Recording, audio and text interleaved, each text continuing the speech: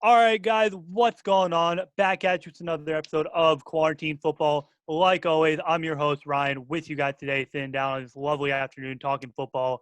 And like always, I got my amazing co-host, Nate, with us today. What's going on, Nate? How's your day been so far? My day's been pretty good. Just got done with a couple more recordings. I've had a really good day because I got a late start, got to catch up on some sleep. Got to get some recordings in. My favorite part of the day, obviously. And I'm glad to be recording again, talking some more football. Yeah, Nate and I we were hanging out in this Zoom call together, talking for a little bit about the podcast, about some ideas. And then Nate brought up to my screen his little aloe plant. Why don't you show that little aloe plant you got? I want to see this. He was flexing. What'd you name it again? It's Carlos the Aloe Plant. Carlos the Aloe Plant, everyone. Quarantine Football Podcast celebrity Carlos. Hopefully he'll get featured on the episode. But enough about Nate's Aloe Plant, because today we have a very special guest on the show, CBS NY sports anchor Steve Overmyer. What's going on, man? How you doing today? What's going on, guys? I feel honored to be a part of Quarantine Football with you guys. Listen, I just wanted to do a story to highlight what you guys are doing and just shine a spotlight on all the success that you've had. And lo and behold, you guys decide that you want to put me on the show as well. So I'm grateful. Thank you for asking, guys. It's an honor to have you here. It's going to be great, talking with you. We're going to talk about the New York Jets today, everyone, because, Steve, he was a on-field post-game reporter, actually, for the Jets before joining CBS NY. Steve, why don't you actually talk about, to the listeners about how you got to where you are today? Well, it's a long journey that has lasted longer than you two have been alive. Yep. But so I guess I got my start from my hometown back in Indiana, small town Indiana. And this is a business, the sports journalism is a business where you go where the job takes you. My first job was in Fort Myers, Florida, where I worked as the main sports anchor in Fort Myers before landing in Phoenix, Arizona. And I spent 4 years in Phoenix before moving to Atlanta to be on CNN for another 5 years. And for the past 16 years, I've been here in New York covering all the New York teams. Started off at SNY, and then about 8 years ago, I moved over to CBS. So I've been with CBS now for about that long, and it's just been great. I don't think I'd ever want to. I've lived in, I feel like, all corners of America, and I don't think I ever want to live anywhere other than New York. I love New York personally as well. It's awesome, going there. I mean, for me, I'm more of the, I have friends who used to live in New York who absolutely hate the tourists, and I have to admit that's kind of how I am. I go to Times Square, go shopping, tour around, take pictures of all the big buildings. Like I've never seen a giant building before, but I love going to New York. It's a strange place there. I'd have to say that. Some strange. I will say, when my family comes to town, it's not the tourist places they want to see. They want to see all the places that New Yorkers go. So I'll take them to, some of those behind-the-scene places. Like I lived in the East Village. I would go to this place called Please Don't Tell, which is a hidden speakeasy that you actually have to go through a phone booth to get into the bar. It's like the hidden doorway in the phone booth. So there's little things like that I always love to show anybody when they come to New York. That's what gives New York, I feel like, a little bit of character. Yeah, go ahead, Nate. Yeah, my personal connection with New York, honestly, has been just honestly through my dad, because I don't go to New York very much. But one of my best memories of my whole life was my 8th grade, not my 8th grade, my 8-year-old birthday. My dad took me to MSG to watch my first Knicks game in person. And that was just amazing. We got really great seats. We got all the snacks that were in the stadium, and on the same day, I had every little kid's dream. I caught a t-shirt from the t-shirt cannon. So that was, you actually caught it. Yeah. So you showed your hand skills. Yeah. Man, you never told me about this story. I might still have the shirt. I'm not sure, but if I do, I'll show at the end of the episode. That'll be a little bonus sneak peek at the end. But yeah. That's why I love New York, just for the Knicks. Man, come on now. Steve, I got to ask before we start talking about the Jets, are you a New York Rangers fan? Yeah, absolutely. I want to see success out of those guys. I see the Devils behind you. I'm also a fan of the Devils and the Islanders as well. All All here's the right. thing. I want to see success out of all the teams here. And I understand that there is clearly fans that will hate on both sides of the equation, without a doubt. Mm-hmm. But Yankees fans can't be Mets fans, and likewise. But in the business that I'm interacting with all of the players from all of the teams. So you want to see success from the people that you interact with. Yeah, You I know? mean, for me personally, I've been a Devils fan for a while. My friends and I, we have this tradition for the last couple of years of going to Devils games on New Year's Eve day. So we go to this past year they played the Boston Bruins at Prudential Center. So my friends Ian and Andrew. Ian is like a diehard Rangers fan. So whenever we go with him, he's always rooting against us. And then Andrew's a diehard Devils fan. And then I'm like I follow hockey. I'm a Devils fan, but I'm not like too into it like football. But I go just because I love the Devils. And we went, and the game, went to shootout, and we ended up winning. We came back from like being down 2-0, and it was just awesome because it was just the atmosphere is just crazy on New Year's Eve, and it's just going to Devils games is awesome. Personally for me, we're like 20 minutes away from Princeton Junction. We just take the train right up to Newark, and it's like a 10-minute walk to Prudential Center. Just an awesome experience being able to go. But I hate the Rangers. I'm going to be honest. I've always hated the Rangers just because my friend Ian diehard, and he's like one of the most biased fans I've ever met for a sports team. So just absolutely pure hatred for the Rangers. Well, I think they hate the Islanders more than they hate the Devils. But I hope so. But that's honestly, this is the beauty of sports. It's the ability to bring us together, everybody from different backgrounds, different ideals, come to one arena to cheer on one team.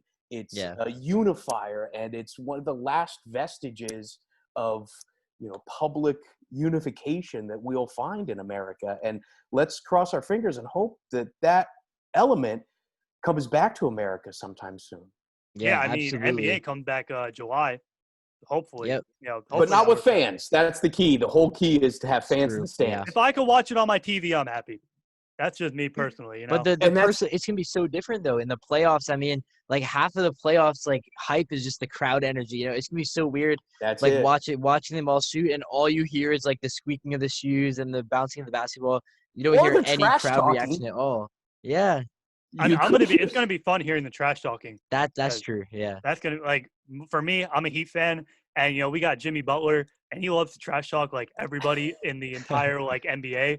So I'm looking forward to just hearing what Jimmy Butler has to say during games. That's going to be fun. Tell you what, this could open up a whole new spectrum of broadcasting. We have always been trying to give you a closer perspective of what actually happens on the field, and those parabolic mics that they introduced back in the 70s gave you a great feel for what it was like on an NFL game to feel what the hits, or you might be able to hear the shouts. Some players are mic'd up. You see that on NFL films. They mic a guy up, and you have these great moments of interaction with other players. But what's going to happen now is you're going to be able to almost have the entire team mic'd up. It's all going to be quiet. You won't have any of that crowd noise, and maybe it's going to introduce a new era of everybody is mic'd up.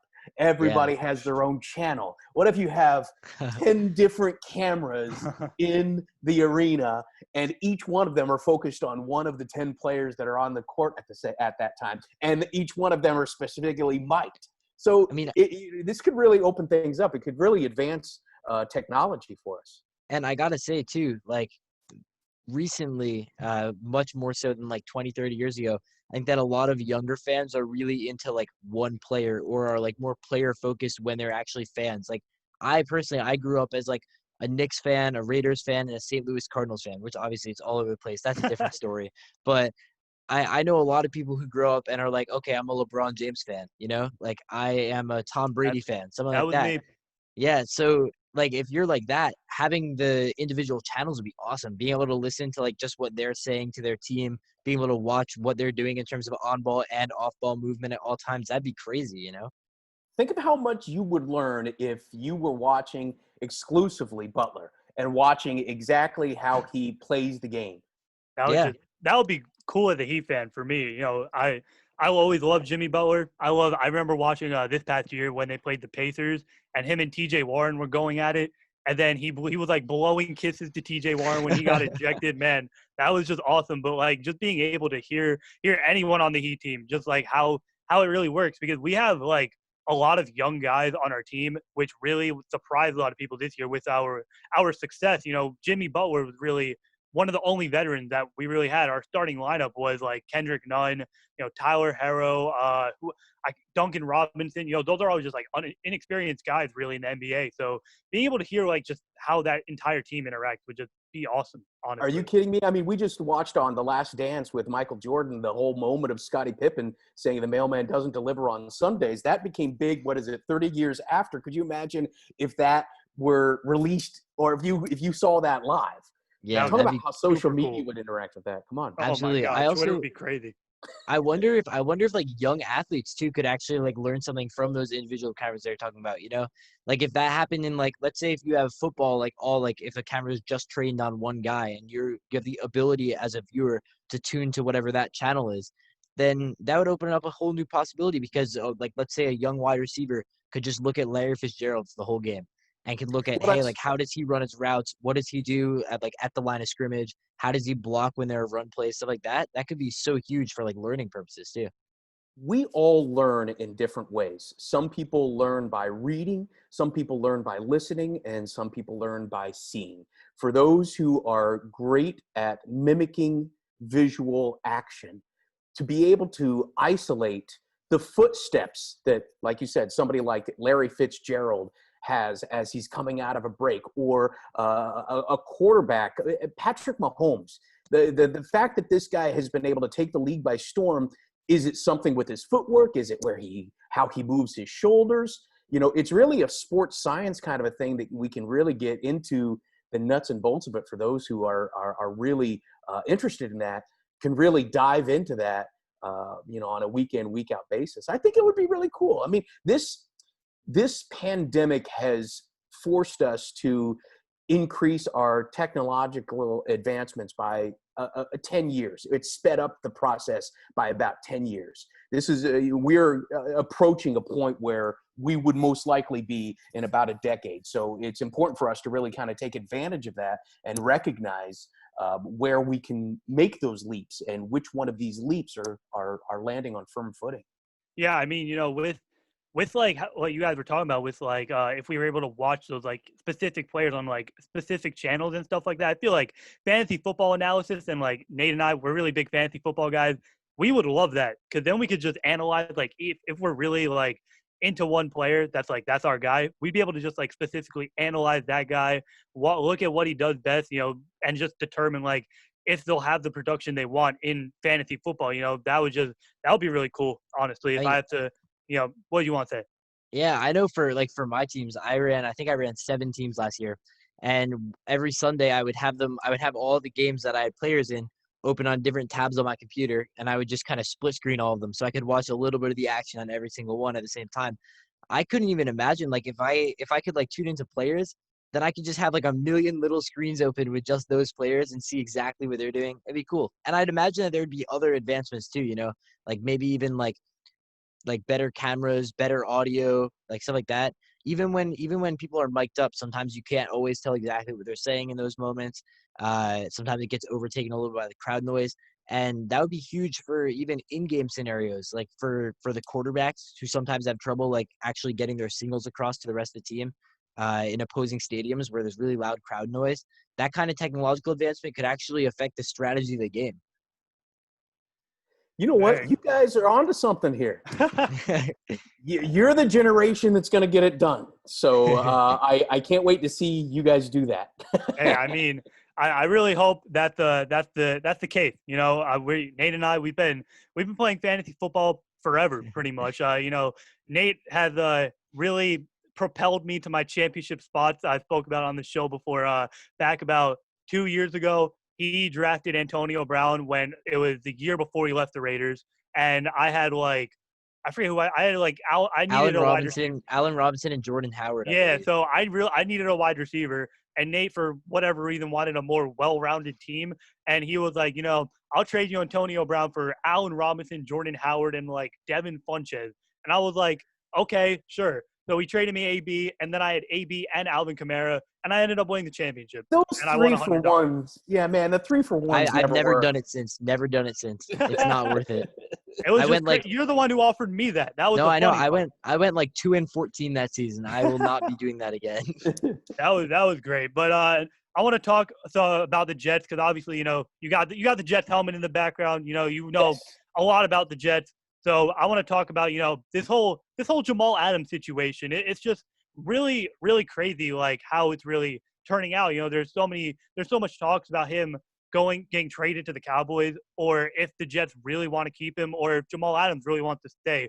What are your like overall thoughts on this whole Jamal Adams situation?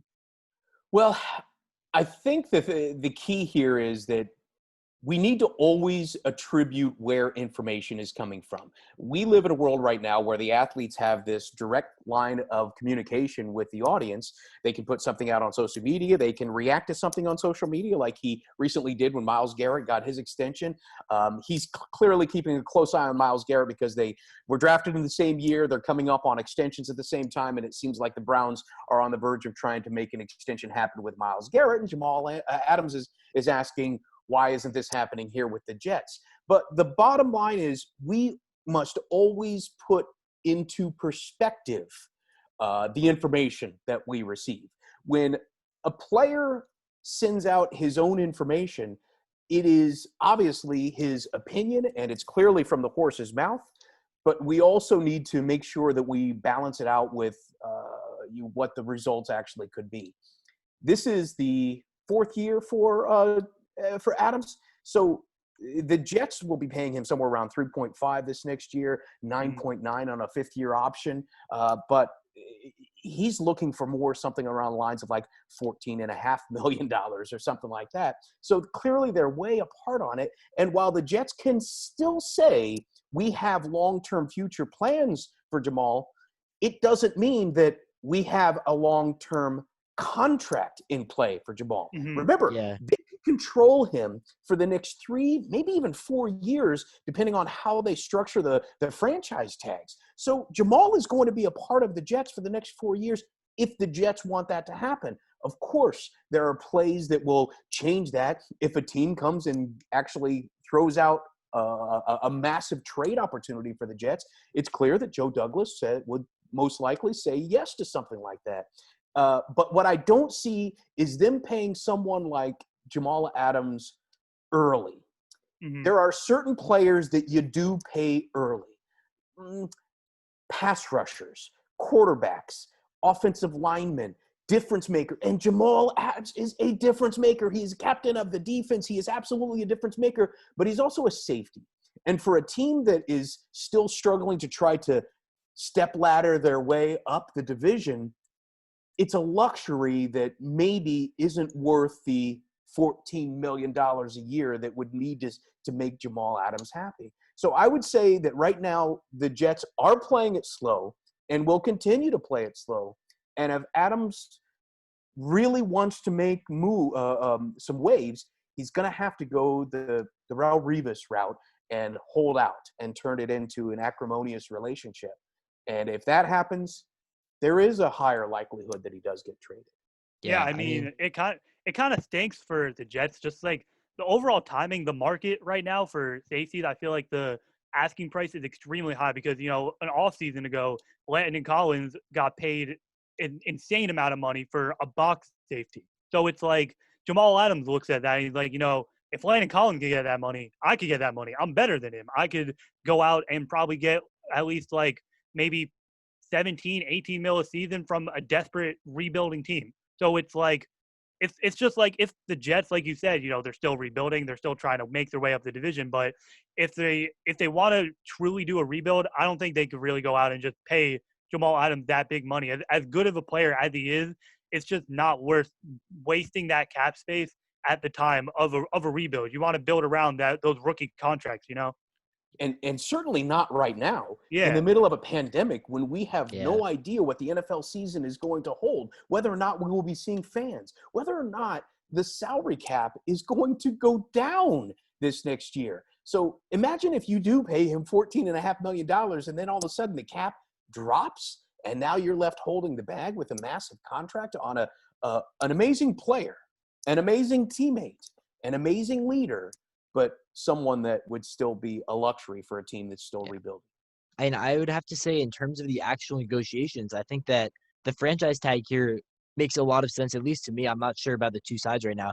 But on paper, I think the franchise tag would actually be pretty beneficial on both sides. You know, Jamal Adams wants a long-term deal, but unfortunately, that's probably not going to happen during the pandemic. I mean, the Jets don't know about what's going to happen to the salary cap in the future. But the franchise tag should theoretically remain the same for this year. And then next year, if they want to tag him again, that's at least 120%, I believe, of what the franchise tag was for this year. So Jamal Adams is still going to get paid completely guaranteed money for on those franchise tags. And the team doesn't have to invest long term without knowing what the market's going to be like in the future. You know, I think that seems pretty reasonable to me. The only real issue would be that there's a potential for a holdout with the franchise tag kind of situation. Sure. And don't forget that fifth-year option element Mhm. to it as well that Yeah, pushes that true. franchise tag back another year. Yeah. Yeah, Yep. I don't know why. Like, Nate and I were talking about this, but the players really hate the franchise tag. Like, I get it that like you want that long term deal, but the franchise tag is like guaranteed money, and The top if you And it's a end up good getting hurt in that year when you're franchise tag, you still get your money. You're not losing out on anything. And then someone's probably still going to want to, even if like after that year, like yeah, you were injured, but someone is still probably going to pay you if you were getting franchise tag. Maybe it might not be as much as you wanted, but you'll still end up getting paid. And even if you're franchise tag, like look at Kirk Cousins, like he got franchise tag 2 years in a row, and then after that season, he got a fully guaranteed contract with the Vikings. Like that's like a perfect situation and Kirk Cousins isn't even a top like 10 quarterback in my opinion. If Jamal Adams got franchise tagged, like say 2 years in a row, he will get paid after those 2 years. And all that he'll have all that guaranteed money. He'll be like set. So I really don't know why like it's really frowned upon with the franchise tag, yeah. honestly. It's just The extremely beneficial. the franchise tag becomes like the floor after those first couple of years. Because let's say you're Jamal Adams, you get franchise tagged this year, you get franchise tagged again the next year, then the Jets approach you or you approach the Jets for a potential extension, like a long-term deal, right? If they offer you anything less than that franchise tag, then you have a lot of leverage in that situation because you could say, you already paid me this much. This is where we're working from. I'm not taking any less than this. And you already gave me guaranteed money. So for your next deal after that, that becomes like a really high floor. It becomes like a lot of money that you're already going to get more than that, considering that if you play at that level again. And easier for that to happen for a quarterback, though, than for a safety. Absolutely. Like this situation with Adams reminds me a lot of what's been happening with running backs lately. You know, we've got a lot of young running backs who are really coming up in the NFL right now, and they're looking for the kind of money that NFL teams are just not willing to pay out to a running back at this point. You know, they look at the other deals that have gotten wrong with running backs, and I'm sure that the Jets are looking at other deals with safeties and saying, I don't know if I really want to. And even though Jamal Adams is the best safety potentially in the entire NFL, I don't know if I want to invest that much money into this specific position. I totally agree with you there, Steve. Yeah, I mean, Melvin Gordon, he did exactly what was wrong with the holdout. He should have taken that deal that he got it first. And it's just really, there's just so many aspects of like, this contract negotiation doing, if you do a holdout, if you don't, it could either go really well for a player or really, really wrong. I think back to Ezekiel Elliott last season, he didn't necessarily like hold out. I feel like he was going to play even if he didn't get that extension, but he just played that like extremely well, and he got a great contract extension. It's just like there's just so many aspects of it. I think he dealt directly with the owner too, so I guess that Yeah, speeds the process up when you Cowboys. leapfrog. When you take the agent and the GM out of the equation and you go straight to the owner, that makes things a little easier. So I guess that Christopher Johnson should be expecting a call from Jamal Adams anytime soon.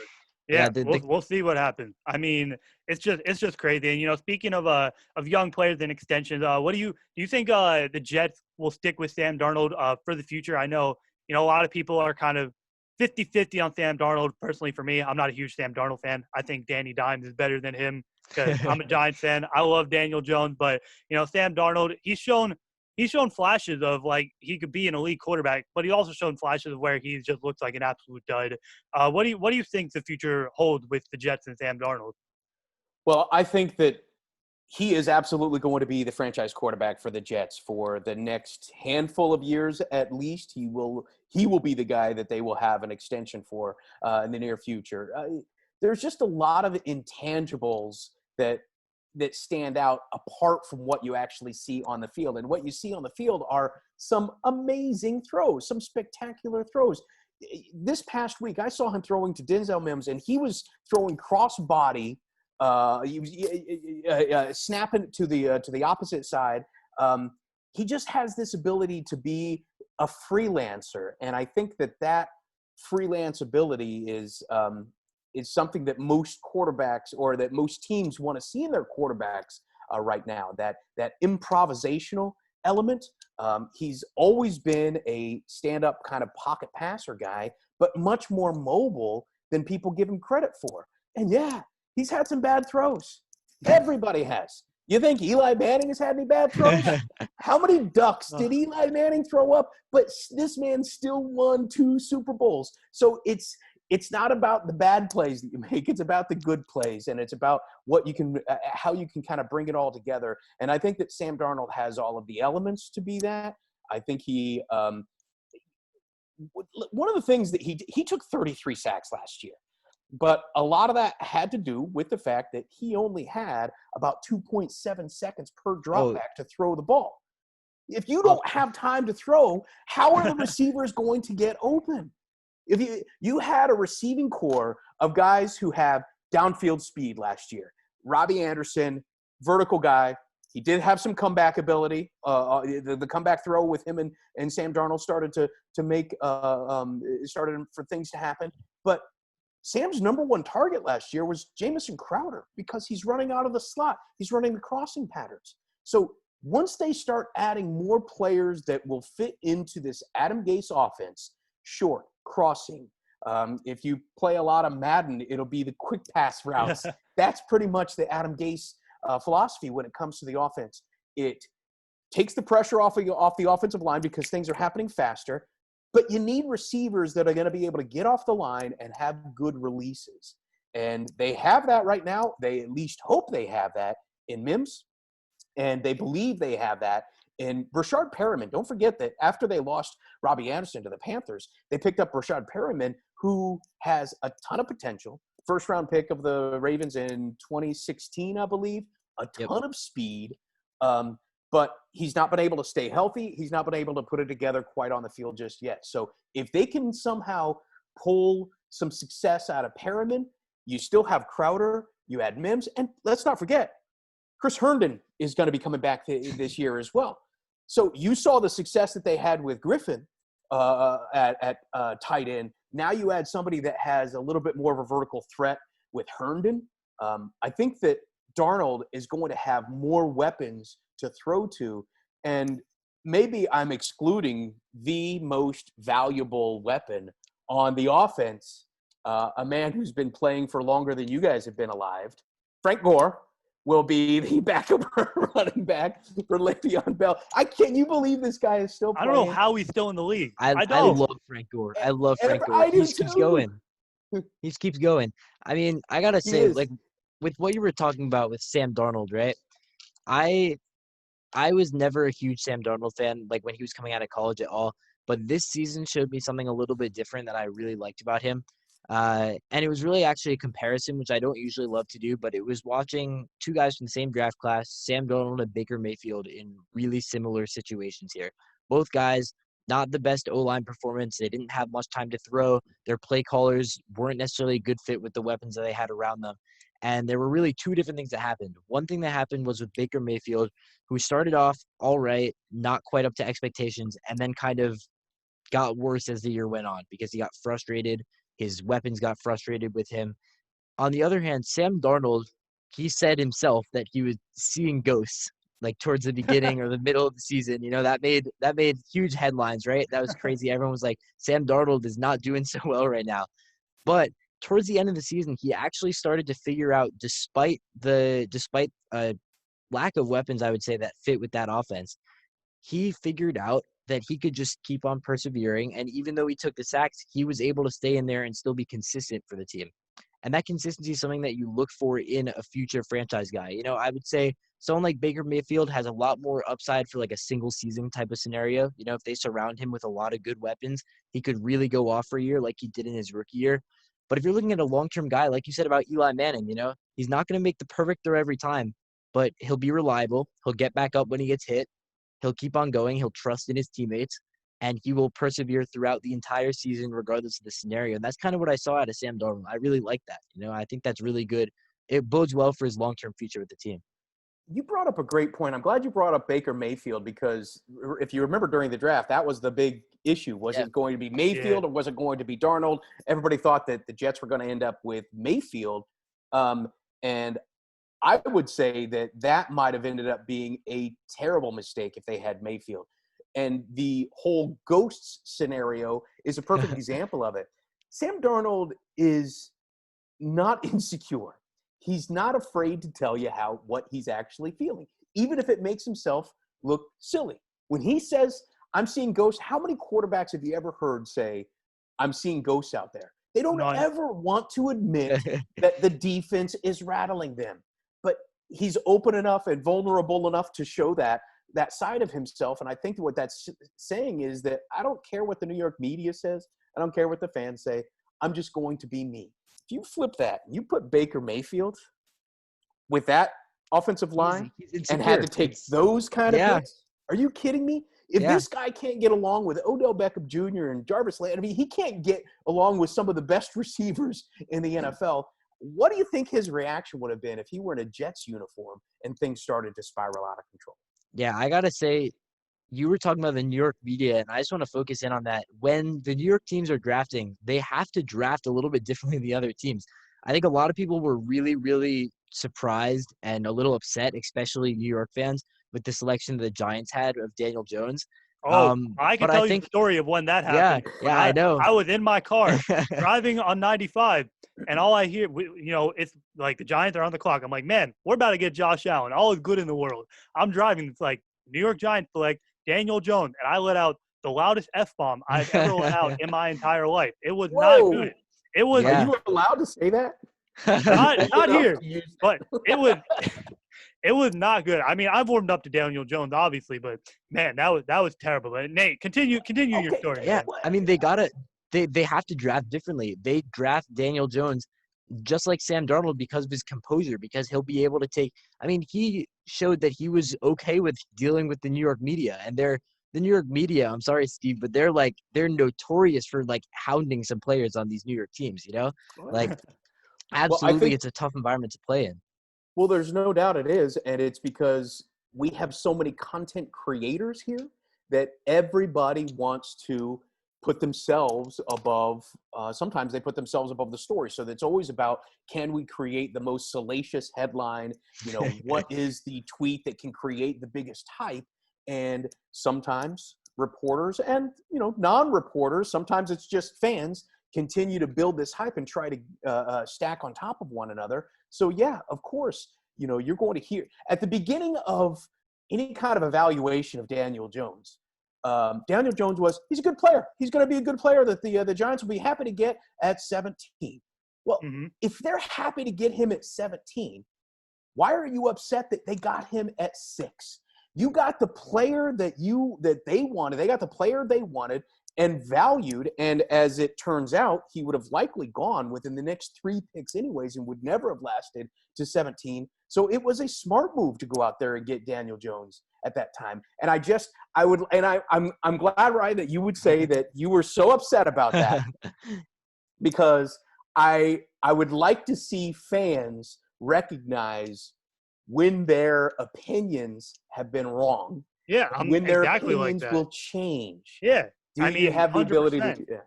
Yeah, I mean, like, I love also for Saquon Barkley. I still think to this day that picking Saquon at that 2 spot was the wrong move.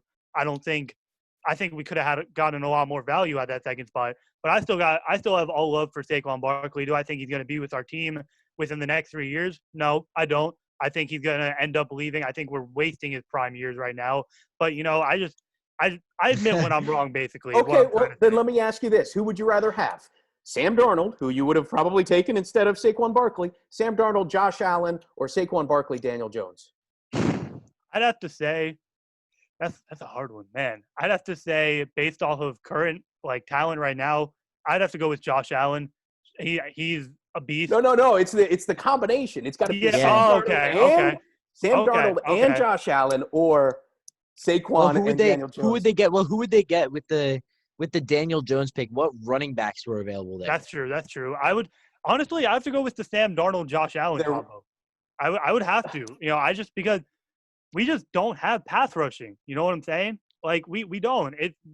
I just value, personally for me, I want a guy like Khalil Mack over a guy like Saquon Barkley personally. It's just more value Okay. to the team.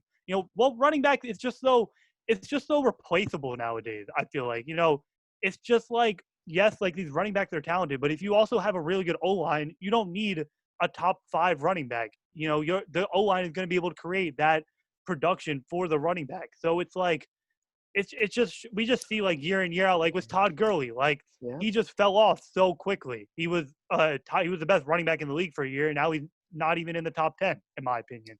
So It also all depends on what the scheme is. And this Mhm. was a Pat Shurmur coach squad that wanted to be run first and kind of and lead with the running back to take the pressure off of Eli and in his final years, in the twilight of his career. So Saquon kind of proved to be the right choice for them at the time.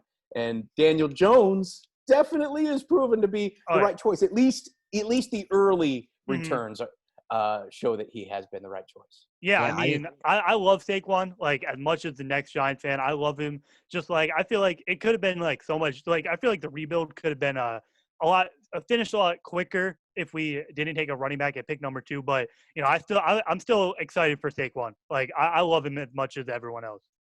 Well, I think that what running back picks do are they help a rebuilding team remain interesting and remain somewhat competitive while they're continuing a rebuild.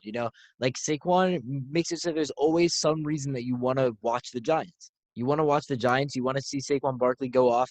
I feel a really similar way about the Raiders. I love their pick of Josh Jacobs because when I turn on the TV on Sundays, I want to watch Josh Jacobs just cut up those defenses, regardless of whether it's going to help in the short term with our team's success significantly over a replacement type of running back. I think that it makes a team that's below average and rebuilding remain interesting until they could build the pieces around And, the and whole think offense. And you are right. The role of running back has certainly changed over the past few years, but it's still a significant role in the offense. What are the Titans without Henry? Did you know the second leading receiver as far as receptions in the NFL last year was Christian Christian McCaffrey. McCaffrey? Yeah. So the running back is being used in multiple ways. Alvin Kamara is proving that you can use a running back in a different way. You can still use running backs between the tackles, and clearly those bull running backs are in short supply, but also any running back that gives you some sort of a mismatch is going to create some sort of a benefit for the offense. Yeah. Yeah, definitely. Go I ahead, think Nate. that when you were talking about we were talking about Frank Gore very briefly. We were talking about Frank Gore, and just how long he's been able to go. I think you mentioned Alvin Kamara. That's gonna be a guy who's gonna have a lot of good long-term success in the NFL, long term, because the way that Sean Payton is handling his early years has been spectacular. Bring him in as not a change of pace guy, but a lead back who doesn't have to be a workhorse all the time, but can absolutely make plays every time he touches the ball, whether it's a rushing play or if it's a pass out of the backfield. I mean, he's going to have so much durability. He's getting so many less carries than guys like Todd Gurley, than guys like Christian McCaffrey, especially, is getting a ton of work right now. I feel like we look 5-6 years from now, I think Alvin Kamara is going to be still one of the best running backs in the NFL. So that might kind of usher in a new era of running backs as a long-term piece, because part of the devaluation of running backs recently is that teams are recognizing that they're not really like their shelf life isn't as long as the other positions. Running backs are in 1 year and the next year they're not as effective. But if we can see more guys that could turn that kind of stereotype around, then that would be huge. Well, it's a copycat league, and there was this need for speed running backs and guys who have this breakaway ability. And to get those types of thoroughbreds, it costs you with fragility. And now we're seeing, seeing the big guys again, like Henry or Fournette, that are staying healthy, being able to move the line of scrimmage, I guess is the best way to put it. And maybe the resurgence of a bell cow running back comes with running backs who have that ability to stay on the field. Absolutely. Yeah. I mean, you talked about the fragility of running backs in years past. Like, I think of immediately LaShawn McCoy is a guy like that. Jamal Charles is a huge one. I mean, Jamal Charles, I was a huge Jamal Charles fan in his prime, but that prime window was so short. He was amazing for a few years, but then he just couldn't get back on the field. I think that we're not going to see that as much in these coming few years. Hey, Like I mean, fantasy purposes, I hope you're right. I mean, I hate when my star running back gets hurt. It's the worst. If you couldn't tell, Ryan is very, very interested in fantasy football. Yes, very, very, very much. I mean, I've had so many instances where, like, I've drafted top running back, trying to remember, not even injury-wise, but with Le'Veon Bell, I was one of the unfortunate people to draft him the year he held out the entire season. So, with running backs, I just hope we get the guy that just play full season again, because it really stinks when your star running back doesn't play. Put it that way. Well, and that's it. If you're going to be drafting a running back in the first round, get the guys that you see on their stat list, GP, games played. Make sure that they stay healthy. Don't take a chance in the first round. Even if you grab a guy 3 or 4 picks, maybe half a round early, at least you're getting somebody that's going to stay in your lineup. That's why I don't mind taking quarterbacks in the first round. But we're on a fantasy conversation now. I'm a huge fantasy guy as well. I've had I actually do a fantasy show every week on CBS when the football season comes around. So maybe I'll have to get you guys on to break it down. That'd be amazing. We would love that. Yeah. But I would just have to say, like, imagine if that's how you feel about Le'Veon Bell being on your team. Imagine how the actual Steelers felt when he held out from them. I mean, that's like a real-life football team, and they don't have their star running back. Like, obviously, it's a big deal in your fantasy league with 12 people. It's a huge deal because that's it was a money league as well. Just saying. But I mean, then they discovered Connor at that point. Oh, true. That's true. True. I feel like Connor's kind of like the opposite of what we've been talking about. He hasn't really been able to stay on the field for a full season, at least the last 2 years. He is a bell cow running back, I feel like, but he needs to stay healthy. I don't know if he keeps playing like this the past 2 years. I feel like James Conner will be out of the league in like 4 years. Are you a fan of Connor? So you're not a fan of Connor? No, I'm a fan of Connor. I just James Conner as a person? Yeah, no, I love James Conner. You know the story. I know the complete story of James Conner. I love him. I think he's an amazing running back. When his first season with the Steelers, he was an absolute beast. I just think he needs to, I feel like the concussion is like his really big problem. And that's like that's a part of football. But if he doesn't stay on the field, I just feel like he'll be out of the league really quick, in my opinion. That's true. Honestly, that's what I felt last year too, to be honest with you. And that's why I stayed away from him. He wasn't on any of my teams last year. Yeah. But I love the guy. I applaud him. Yeah, I mean, he's an absolute beast, in my opinion, but that's just he just needs to show his durability. I don't know if you feel the same, Nate. Yeah, I definitely do. I think there are a lot of other guys like that too at the running back position. I've been perpetually drafting Devontae Freeman every year. And, man, I just wish that we could go back to, I think it was 2015 Devontae Freeman. He played every single game. And he had, 20 touchdowns that year. He went off. I had him on my team. And every single year I've been trying to see if he could replicate that again. And it has not happened because he hasn't been able to get on the field. It's the concussions. It's the ankles. It's just running backs. It's a tough position to stay healthy at. And I hope that – I really do. For the running back's sake and for their sake as people, I hope that they can stay on the field, and I hope that they could remain healthy, because I hate to see a guy who goes into the NFL and has long career expectations, high aspirations as to be a really elite running back.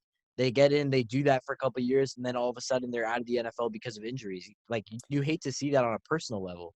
Yeah, I mean, sometimes you don't know where those injuries take place or what would trigger that injury, and those guys are clearly very sensitive about it. I remember, speaking of Atlanta Falcons running backs, a few years ago, I was on the sidelines for a Jets-Falcons game, and you guys remember Michael Burner Turner? Yes, I love Michael Turner. Michael Burner Turner, who, by the way, much bigger in person than Yeah, he looks like when you're watching he him on was a TV. workhorse. He was a workhorse for Yeah, sure. absolutely. Big guy. So he ran some sort of a pitch sweep, got to the outside. I'm on the sidelines, final few minutes of the game, and I've got my notepad as I'm writing down what's happening in the game. And he gets pushed my direction, and within 2 steps, he's on top of me, steps on my foot with his cleat. I go flying, and he rolls, and he jumps up, and he gets in my face. Like, I have no uniform on. You try to roll my ankle. You try to roll my ankle. Guys had to pull him away. I was sitting there going, what the? Okay, that was a 6-yard run. I'm just trying to continue to take notes as best as possible. But these That's guys are hilarious. highly sensitive to Yeah. anything that could injure them, especially running backs. Yeah. Yeah, Man, that's a funny. great I did story. not know that. I did not know that about Michael Turner. Like that he would. I mean, I didn't really. I guess I watched like a couple of years of Michael Turner playing for the Falcons, but that wasn't like. I mean, honestly, most of my viewing time with the Falcons has been. I think I saw Steven Jackson for them like for a little bit, and then Devontae Freeman and Tevin Coleman. But Michael Turner was absolutely a beast. Yeah, I mean, definitely. Definitely. So I wanted to kind of move on from this whole running back situation we've been talking about, kind of talk about the Jets draft for a few minutes. What were your overall thoughts on the New York Jets draft? I know, in my opinion and Nate's opinion, we thought they had a pretty good draft. I really liked Nate. Nate is a really big Denzel Mims guy. I really like Becton, and getting Bryce Hall in the 5th round I thought was absolute steal. But I just want to hear, what did you think about their draft? Those are the 3 names that I was going to highlight. I mean, the fact that they got Becton, it speaks to the fact that this isn't going to be an upgraded offensive line for the Jets.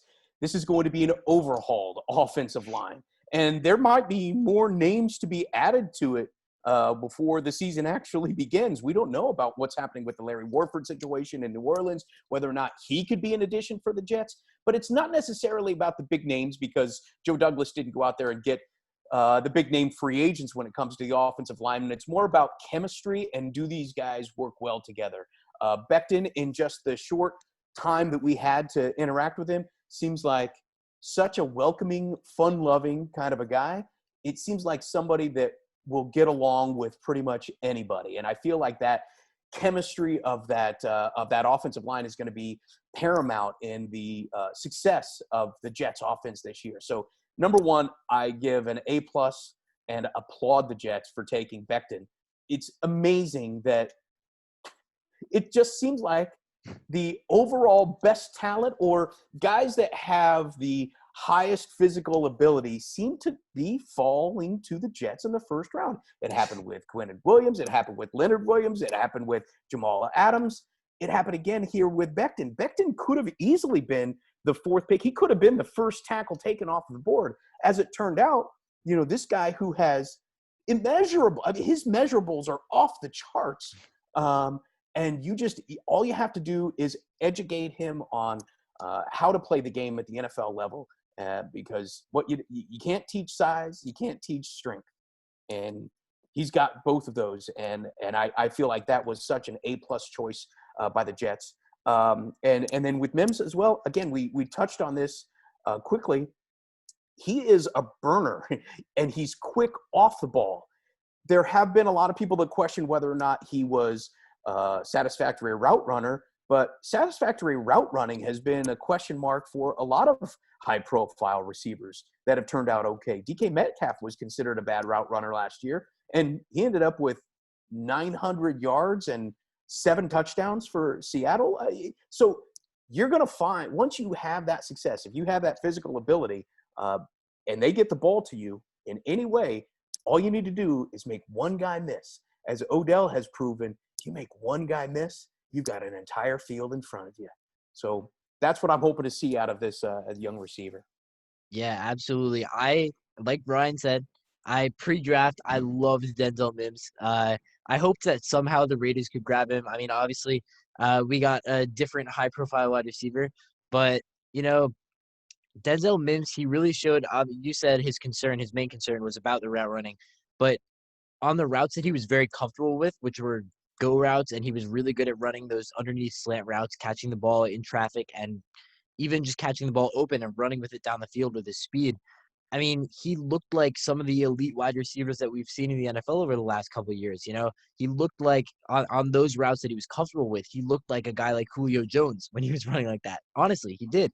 And it's just, again, with the DK Metcalf comparison too, the route running, they can teach that. DK Metcalf he's elevated his route running so much just from week 1 to week 16 or week 17. You could see it. You could see the difference in his route running. If that kind of thing happens with Denzel Mims, that is a steal. That is absolutely a steal, especially because, like we alluded to earlier, Sam Darnold, he could use some weapons. He could use some guys that fit in that offense, you know? I think Denzel Mims, that's my pick from this draft that really made it a top-tier draft. And I love the Becton pick too. Yeah, I mean, it was a really, really great overall draft. I really, pains me to say as a Giants fan, I really thought the Jets draft was really good. There were some players that I had as steals like Ashton Davis, Bryce Hall. So I really like those guys. I like Mekhi Becton. I'm with Denzel Mims, like Nate we've talked about. I think his route running and also his catching ability. He had drop issues, but I think he could definitely build upon fixing those issues. But we're running a bit short on time, so I think this is a good place to wrap up. Yeah. So I think great talking with you, Steve. Thank you so much for being able to come on the show. You have anything else you want to say before we wrap up? I just wanted to say thanks, guys, for letting me join you. It's been a lot of fun, and I appreciate you letting me share some opinions, which is strange because normally my job is to just share the facts. Now I can throw some opinion out here. I appreciate that. Yeah, I mean, awesome. It was a blast being able to talk with you. Definitely some bold opinions on the show today, but some great talks today. Nate, you got anything else you want to say before we sign off?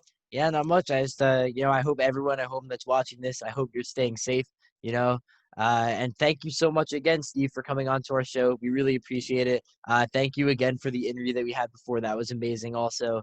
And, maybe we could look forward to working with something in fantasy football in the future. Like you said, that'd be awesome. Absolutely. We have some openings. We'll have to give you guys a call. Yeah, I mean, we look at the very least. Maybe I'll bring you guys on as like my consigliere. Hey, maybe hopefully we'll see that in the future. But thank you everyone for listening today, and we'll see you guys next time.